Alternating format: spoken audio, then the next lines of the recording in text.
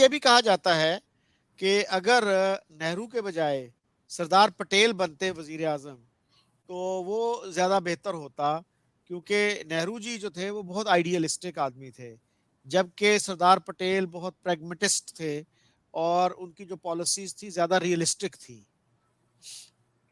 देखिए, Sardar Patel was a great leader और like one of the biggest leaders the Indian subcontinent has produced, और कांग्रेस के organisation पे काफी जो है स्ट्रॉन्ग पकड़ थी उनकी।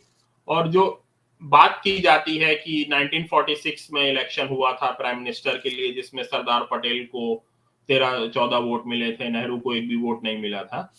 उसको हमें ये समझना चाहिए कि वो प्राइम मिनिस्टर के लिए इलेक्शन था ही नहीं। पहली बात, it was for the post of Congress president, जो कि 1 साल के लिए चुना जाता था। और फिर जो है 1946 में उसको इलेक्ट किया गया, और 47 में फिर कोई दूसरा व्यक्ति जो है वो कांग्रेस प्रेसिडेंट बना। तो पहली बात, वो प्राइम मिनिस्टर पोस्ट के लिए था ही नहीं इलेक्शन, वो कांग्रेस प्रेसिडेंट के लिए था। ये बात सच है कि उसमें सरदार पटेल को ज्यादा वोट मिले थे, बट गांधी जी के इंटरवेंशन पे जवाहरलाल नेहरू प्रेसिडेंट बने, क्योंकि गांधी जी की सोच ये थी कि अब चूंकि हमारी इंडिपेंडेंस इतनी नजदीक आ चुकी है, तो काफी सारे अब नेगोशिएशंस करने पड़ेंगे ब्रिटिशर्स के साथ, और इस काम के लिए नेहरू जो है वो परफेक्ट आदमी है। तो गांधी जी की सोच ये थी, इसीलिए जवाहरलाल नेहरू कांग्रेस प्रेसिडेंट बने। और द्वारका प्रसाद मिश्रा, जो कि सेंट्रल प्रोविंसेस जिसको मध्य प्रदेश कहा जाता है, वहां से थे, and he was one of the voters you know in that election. तो उन्होंने कहा कि ये कांग्रेस प्रेसिडेंट के लिए इलेक्शन था, इसीलिए हमने सरदार पटेल को वोट दिया, क्योंकि जवाहरलाल नेहरू 3 बार बन चुके थे कांग्रेस प्रेसिडेंट, सरदार पटेल सिर्फ एक बार ही बने थे कांग्रेस प्रेसिडेंट, इसीलिए हम लोग ये चाह रहे थे कि Sardar Patel should be the Congress president this time. But अगर इलेक्शन प्राइम मिनिस्टर के लिए होता, तो we all would have voted for Jawaharlal Nehru, because we always knew कि गांधी जी जो है वो किसको चाहते हैं कि वो प्राइम मिनिस्टर बने। And Gandhi ji declared way back in 1929 कि इनके हाथों में राष्ट्र सुरक्षित है, the nation is safe in his hands. और वो भी इसीलिए कहा था, और गांधी जी ने इसीलिए मतलब इतना सपोर्ट किया नेहरू को, इसलिए नहीं कि Nehru was close to him. अगर देखा जाए, Sardar Patel was like even closer to Mahatma Gandhi. Ideology जो थी जवाहरलाल नेहरू की और महात्मा गांधी की, उसमें बहुत डिफरेंस था। जो उनकी सोसाइटी के बारे में उनकी सोच थी, उन दोनों की, उसमें डिफरेंस था। इकोनॉमिक पॉलिसीज थी, उसमें रेडिकल डिफरेंस था। जो ऑटोबायोग्राफी है जवाहरलाल नेहरू की, उसमें खासा क्रिटिसाइज किया है गांधी जी को। तो ऐसी बात नहीं है कि दोनों के बीच डिफरेंसेस नहीं थे। अगर देखा जाए तो Sardar Patel was closest to Mahatma Gandhi, but he emerged as the biggest leader of the especially amongst the youth. और ये बात इंडियन मैसेज में भी he was very popular. So Gandhi ji knew his importance और उनकी पॉपुलैरिटी, और सरदार पटेल ऑल्सो न्यू। इसीलिए सरदार पटेल ने एक बार कहा भी था किसी जर्नलिस्ट को कि इलेक्शन रैली में, कोई थी रैली, तो उन्होंने ये कहा था कि I think it was not an election rally but some kind of political rally. तो उसमें ये कहा था उन्होंने कि people come to listen to him not me, कि लोग जवाहरलाल नेहरू को सुनने आते हैं, मुझे सुनने नहीं आते। So everybody knew his popularity and his appeal amongst the masses. तो ये कारण था कि उनके प्राइम मिनिस्टर बनने का। उसका 1946 के इलेक्शन से कोई लेना देना नहीं है। अच्छा, अब जो है पंडित नेहरू काफी कंट्रोवर्शियल फिगर बन गए हैं, लोग बहुत क्रिटिसिज्म करते हैं उनके ऊपर। अगरचे उन्होंने आज़ादी के लिए, इंडिपेंडेंस के लिए बहुत कुर्बानियां दी, 9 साल जेल में रहे, सख्तियां भी झेली, और अगर वो चाहते तो आराम से घर में बैठ के हल्की फुल्की सियासत कर सकते थे, और पैसे भी उनके पास, his father was a very rich man, लेकिन उन्होंने अपने वतन के लिए, अपने मुल्क के लिए बहुत एफर्ट की, बहुत कुर्बानियां दी। अच्छा, अब हम आते हैं उनका विजन की तरफ। बहुत से लोग ये कहते हैं कि वो मुस्लिम अपीजमेंट किया करते थे, और उन्होंने काउ स्लॉटर पे बैन नहीं लगाया। उनसे कहा भी गया कि आप, इंडिया आज़ाद हो गया है और India is a predominantly Hindu country, तो why don't you ban cow slaughter. तो उन्होंने उस पर कोई ध्यान नहीं दिया। तो क्या थी उनकी गवर्निंग फिलॉसफी, उनकी लाइफ की फिलॉसफी, किस तरह के आदमी थे वो? देखिए, नेहरू, जवाहरलाल नेहरू का और महात्मा गांधी दोनों का ही ये मानना था कि yes, cow is venerable for Hindus. हम जो है काउ की रिस्पेक्ट करते हैं, हम काउ की जो है वर्शिप करते हैं, और काउ स्लॉटर नहीं होना चाहिए, मुसलमानों को काउ स्लॉटर नहीं करना चाहिए। बट इसके लिए कोई लॉ नहीं पास किया जा सकता है कि हम कोई लॉ पास करके काउ स्लॉटर बैन करें। मुसलमानों को खुद ही काउ स्लॉटर गिव अप कर देना चाहिए।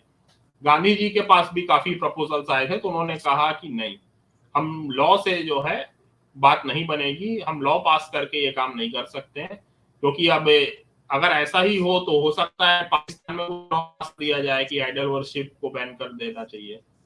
तो बोले कि फेथ को जो है जस्टिफाई करने के लिए लॉ की जरूरत नहीं होनी चाहिए, और मुस्लिम्स को खुद ही जो है काउ स्लॉटर गिव अप कर देना चाहिए। 1930s की एक जवाहरलाल नेहरू की स्पीच है, आई think it was in Jhansi, जिसमें उन्होंने कहा है कि मैं हिंदू हूं और मुझे भी दुख होता है जब कोई गाय मारी जाती है, बट मैं चाहता हूं कि जो है काउ स्लॉटर बंद हो, बट इसके लिए मुसलमानों को खुद ही जो है काउ स्लॉटर गिव अप कर देना चाहिए। तो ये जवाहरलाल नेहरू की भी सोच थी और महात्मा गांधी की भी सोच थी। और he like Jawaharlal Nehru was impressed mainly by Advaita Vedanta and Buddhism, और बुद्धिज्म के वो काफी बड़े फॉलोअर थे, बुद्धा से वो काफी ज्यादा इंस्पायर्ड थे। और यही रीजन है कि इंडिया का नेशनल फ्लैग जो है उसमें अशोक चक्र वो है बीच में, सेंटर में जो अशोक चक्र जिसमें 24 स्पाइक्स हैं, वो झंडे के बीचों बीच है। क्योंकि जो कांग्रेस का आप फ्लैग देखेंगे तो वो फ्लैग तो लगभग सेम था जो आज इंडिया का फ्लैग है, उसमें एक डिफरेंस था कि उसमें चरखा था, जो गांधी जी जिससे वो सूत जो है वो काटते थे, तो वो चरखा था उसमें बीच में। तो जब आजादी मिली तो ये हुआ कि अब इंडिया का फ्लैग डिसाइड हमें करना पड़ेगा क्या होगा। पर यह था कि एक पॉलिटिकल पार्टी का फ्लैग नहीं होना चाहिए इंडिया का नेशनल फ्लैग, कि कांग्रेस का ही फ्लैग इंडिया का नेशनल फ्लैग बन जाए। और दूसरी बात ये थी कि लाइक जवाहरलाल नेहरू का ये कहना था कि फ्लैग अच्छा दिखना चाहिए, मतलब जैसा वो आगे से दिख रहा है वैसा ही पीछे से भी दिखना चाहिए। अगर चरखा रहता है फ्लैग में तो वो आगे से अलग दिखेगा और पीछे से अलग दिखेगा, सो ये सही नहीं होगा। तो उनको लगा कि हमें कुछ इसमें ऐसा डालना चाहिए चरखे के बदले कि लाइक फ्लैग पीछे से भी देखने में सेम लगे जैसा आगे से लगता है। तो इस पर since he was inspired a lot by Buddhism, तो इसीलिए अशोक चक्र जो कि one of the symbols of Buddhism है, उसको जो है बीच में रखा गया फ्लैग के। और Gandhi ji also agreed to that, क्योंकि गांधी जी का कहना था कि चरखा किस चीज का सिंबल है, नॉन वायलेंस का, राइट, नॉन वायलेंस का सिंबल है, और जो अशोक चक्र है ये भी बुद्धिज्म मींस नॉन वायलेंस का सिंबल है। तो ये गांधी जी को भी एक्सेप्टेबल था। So his love for Buddhism led to the inclusion of Ashok Chakra in the national flag of India. क्या ये दुरुस्त है कि अशोक जो थे, Ashoka was initially a Hindu yes, और उन्होंने फिर हिंदुइज्म छोड़ के वो बुद्धिस्ट हो गए थे? कलिंग वॉर के बाद he saw so much destruction, और कहते हैं कि लाखों लोग मारे गए थे कलिंग वॉर में। तो जब उन्होंने डिस्ट्रक्शन देखा, इतना ज्यादा खून खराबा देखा, सो ही एक्सेप्टेड बुद्धिज्म, और पूरे फिर एक तरह से पूरे एशिया में ही उन्होंने बुद्धिज्म का प्रचार प्रसार किया। So Nehru was inspired a lot by Advaita Vedanta Buddhism. Ramcharitmanas के बारे में जवाहरलाल नेहरू ने कहा कि it is the spiritual autobiography of Goswami Tulsidas. तो उससे भी वो काफी इंस्पायर्ड थे रामचरितमानस से, एंड ही लाइक इट, उसकी चौपाइयां। और लाइक इसको एक कोइंसिडेंस ही कह सकते हैं कि Jawaharlal Nehru he died on Buddha Purnima, the birthday of Lord Buddha. तो ये अच्छा एक ऋषि जी, ऋषि ये इंटरेस्टिंग। बताइएगा कि कुछ लोगों ने इंडिया का जो फ्लैग है इसको इनिशियली एक्सेप्ट नहीं किया था, उनको ये अच्छा नहीं लगता था। तो यस, कौन लोग थे वो? क्या आरएसएस ने भी ऑब्जेक्ट किया यस, था, एतराज किया यस, था इस पे? आरएसएस ने ऑब्जेक्ट किया था।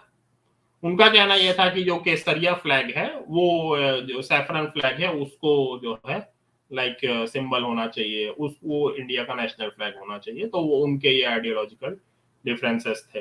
मैं उसी बात पे आना चाहूंगा, मुस्लिम अपीजमेंट पे, कि ये जो है आरोप लगाया जाता है पर इस आरोप में कोई भी सच्चाई नहीं है। एक स्टेटमेंट और दिया जाता है कि नेहरू ने कहा कि I am Hindu by accident, जबकि ऐसा जो है नेहरू जी ने कभी भी नहीं कहा। He never said anything like that। और ये एक एक्चुअली हिंदू महासभा के लीडर ने नेहरू जी को डिस्क्राइब करते हुए कहा था कि Nehru is Muslim by culture and Hindu by accident, but फिर कुछ प्रोपागेंडा ऐसा हुआ कि लोगों ने ये कहना स्टार्ट कर दिया कि ये नेहरू ने कहा था। एक्चुअली नेहरू ने क्या कहा था ये मैं आपको बताता हूँ। Nehru went to Aligarh Muslim University on January 24, 1948। तो वहां पर उन्होंने कहा कि like you are Muslims and I am a Hindu, but जो हमारी स्पिरिचुअल इनहेरिटेंस है, कल्चरल इनहेरिटेंस है, जो हमारे मंदिर हैं, जो हमारा इतना रिच कल्चर है, do you feel proud of it? मतलब ये मुसलमानों से नेहरू जी कह रहे हैं कि do you feel proud of it और are you thrilled by it और you feel like alien to it? तो आपको लगता है ये जो हमारा इतना रिच हिस्ट्री और रिच कल्चर है, जो हिंदू कल्चर है हमारा, इसके बारे में what do you think about it? The past binds us together, why should the present and the future divide us in spirit? कि हमारा पास्ट जो है वो एक है, तो हमारा जो फ्यूचर और प्रेजेंट हमें डिवाइड क्यों करें?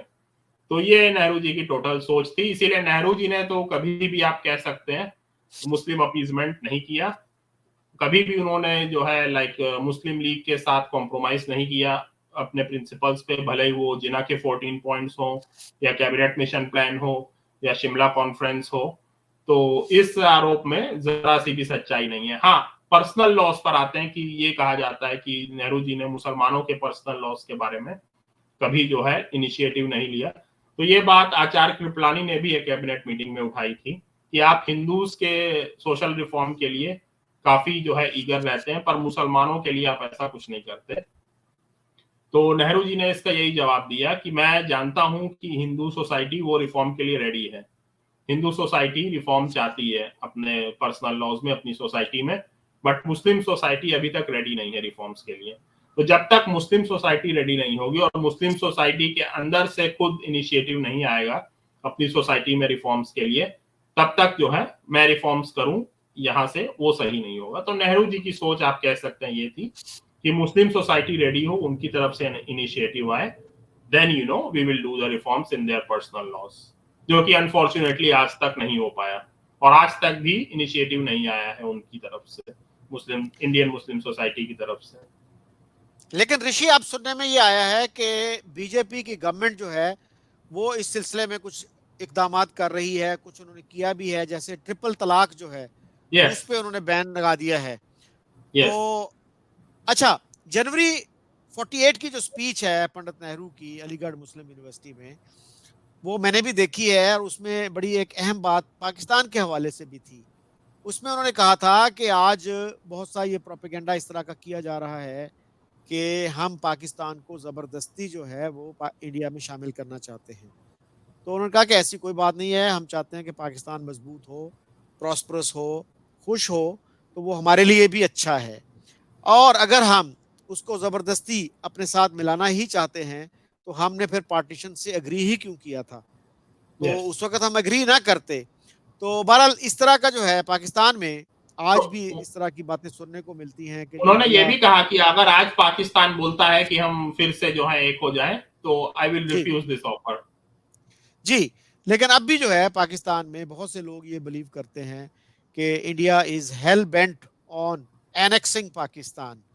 तो any concluding thoughts Rishi? I think we covered a lot of ground. कोई अगर चीज रह गई हो तो बताइए। देखिए, कंक्लूडिंग थॉट्स तो यही है कि कोई भी इंसान परफेक्ट नहीं होता है, and yes, Jawaharlal Nehru was not perfect. उनमें काफी जो है खामियां थी, काफी फ्लॉज थे उनमें, और उस पर चर्चा भी होनी चाहिए और क्रिटिसिज्म भी होना चाहिए। और नेहरू खुद को एक्चुअली क्रिटिसाइज किया करते थे। 1937 में मॉडर्न रिव्यू नाम की एक मैगजीन थी, उसमें कहा था ये, मतलब किसी ने उस time Jawaharlal Nehru, I think he became the Congress president for the second time consecutively, लगातार दूसरी बार वो कांग्रेस प्रेसिडेंट बने। तो उसमें ये किसी ने लिखा, स्यूडोनेम चाणक्य से लिखा था, उसमें लिखा था कि Jawaharlal has all the traits of a dictator, और वो कभी भी डिक्टेटर बन सकते हैं, और his flashes of temper are well known. तो आप लोग ज्यादा सर पे न चढ़ाएं जवाहरलाल नेहरू को, आप लोग उनको अपोज करें जहां पर वो गलत है। Yes, we have a right to demand service from him, पर ज्यादा आप प्रेस करेंगे उनको, ज्यादा वो करेंगे, So it is quite possible that he can become a dictator. और आप लोग जो है उनको अपोज करें और थर्ड टाइम आप उन्हें कांग्रेस प्रेसिडेंट ना बनने दें। काफी सालों और काफी हार्श लैंग्वेज में क्रिटिसाइज किया गया था और काफी जो है लाइक मजाक उड़ाया गया था नेहरू का उसमें, और किसी को नहीं पता था, and it was very harsh language. तो सब बहुत आश्चर्यचकित हो गए कि ये किसने लिखा है, जो इतने साल इतना मतलब इतने बड़े लीडर को क्रिटिसाइज किया जा रहा है और ऐसी लैंग्वेज में, जबकि उस टाइम कोई क्रिटिसाइज नहीं कर रहा था नेहरू को। तो काफी साल बाद जो है नेहरू ने कहा कि वो मैं ही था जिसने वो स्यूडोनेम चाणक्य से वो आर्टिकल लिखा था, और उसमें लिखा था कि we want no Caesars, Caesarism is not good for a democracy, so we don't want any Caesars in our society and in our polity. तो नेहरू खुद को भी जो है क्रिटिसाइज कर रहे थे, मतलब जो है, और दूसरों को भी कह रहे थे कि कोई डेमोक्रेसी के लिए ये लाइक एक हेल्दी प्रैक्टिस नहीं है कि किसी नेता को इतना ज्यादा प्रेस किया जाए। एंड ऑल्सो वो like he kind of wanted to retire from politics and just leave the post of prime minister. 1958 में तो उन्होंने कहा ही था कि मैं अगर मतलब टेम्पररी ही छोड़ना चाहता हूँ प्राइम मिनिस्टर की post, and I want to live in Himalayas for a few months. But उसको भी इतना ज्यादा जो है लाइक अपोज किया गया कांग्रेस पार्टी की तरफ से भी, कांग्रेस पार्टी के बाहर भी, कि वो बात बन नहीं पाई। But he was kind of not very interested in the continuing as prime minister forever, और एक समय आ चुका था कि he just wanted to leave everything and retire from the politics all together. पर वैसा हुआ नहीं। तो लाइक लेगेसी यही है जवाहरलाल नेहरू की कि यस उनमें खामियां थी, उनमें जो है गलतियां थी। इस पर मुझे एक चीज और याद आई कि एक बार मध्य प्रदेश रीवा में जवाहरलाल नेहरू एक 1952 इलेक्शंस की बात है, एक वो इलेक्शन रैली में गए शिव बहादुर सिंह की। He was the candidate from the Congress party in that election. तो उसमें जैसे ही वो मंच पे चढ़ते हैं, कोई नेहरू जी को बताता है लाइक कि शिव बहादुर सिंह पर एक्चुअली एक केस चला है जिसमें 3 साल की सजा सुनाई गई है, धोखाधड़ी का केस था वो, फॉर्जरी का, और 3 साल की सजा सुनाई गई है। बट उस टाइम उन्होंने शिव बहादुर सिंह ने हाई कोर्ट में अपील की हुई थी। तो जैसे ही नेहरू जी को यह बात चलती है, बात पता चलती है, वो स्टेज से ही कहते हैं कि शिव बहादुर सिंह ने यह बात हमसे छुपाकर जो है टिकट ली है, हमसे टिकट लेने में गलती हो गई, तो आप लोग जो है इनको वोट न दें। तो यही होता है और कांग्रेस जो है रीवा से 1952 का इलेक्शन हार जाती है। तो इसको आप कह सकते हैं कि हिस्ट्री में फर्स्ट एंड लास्ट टाइम किसी प्राइम मिनिस्टर ने अपने ही कैंडिडेट के लिए कहा कि लोगों से कि आप लोग इन्हें वोट न दें, और वो कैंडिडेट हार जाता है। सो दिस वाज नेहरू, कि जहां पर गलती है उसको एक्सेप्ट भी करते थे, एंड लाइक यही एक रियल डेमोक्रेट का होता है कि जो कि लगातार लोगों को ये याद दिलाता रहे कि डेमोक्रेसी क्या है और खुद को भी याद दिलाता रहे। तो इसे आप जो है लाइक ट्रू डेमोक्रेट कह सकते हैं। और जो उनकी इकोनॉमिक पॉलिसी थी, इकोनॉमिक पॉलिसी के बारे में मतलब ये कहा जाता है कि उस टाइम ही हमें लिबरलाइजेशन कर देना चाहिए था, इकोनॉमी ओपन कर देनी चाहिए थी। बट 1958 में MIT का एक रिसर्च ग्रुप आता है इंडिया पे, और रिसर्च करने की इंडिया की इकोनॉमिक पॉलिसीज क्या हैं, और वो जो सजेस्ट करते हैं एग्जैक्टली वही चीज उस टाइम इंडिया में फॉलो की जा रही थी, लार्ज स्केल इंडस्ट्रियलाइजेशन।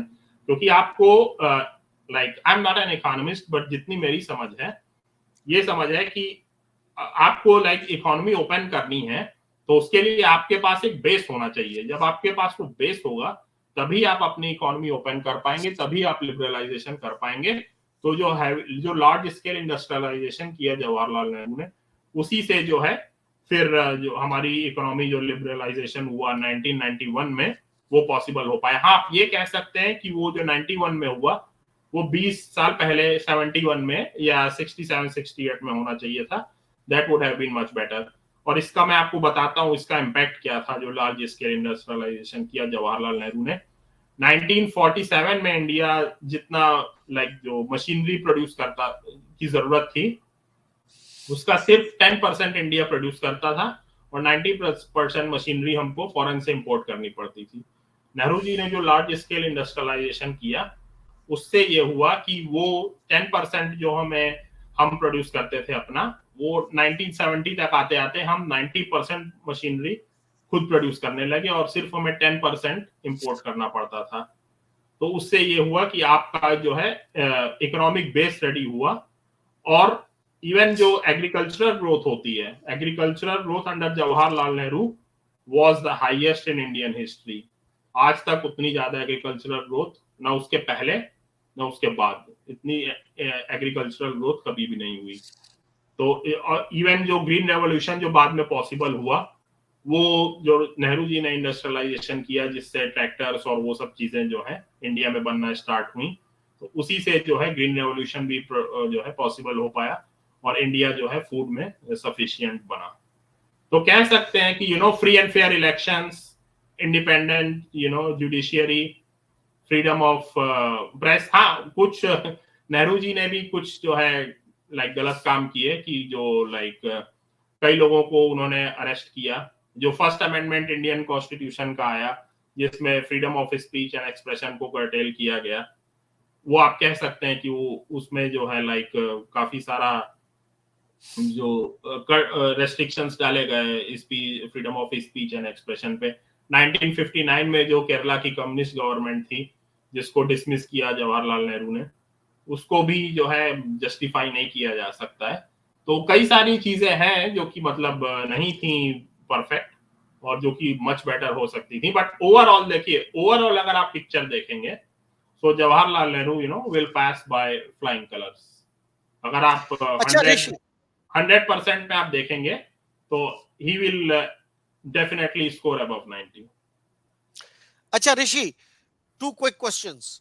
एक तो ये कि पंडित नेहरू ने किसी को फॉरेन मिनिस्टर नहीं बनाया, वो 1964 तक रहे प्राइम मिनिस्टर। यस, क्या उनकी असेंबली में, उनकी जो नेशनल असेंबली थी, उसमें कोई इतना काबिल आदमी नहीं था, या सेनेट में नहीं था, अपर हाउस जो है इंडिया का, राज्यसभा और लोकसभा दोनों में कोई इतना काबिल आदमी नहीं था जिसको वो फॉरेन मिनिस्टर बनाते?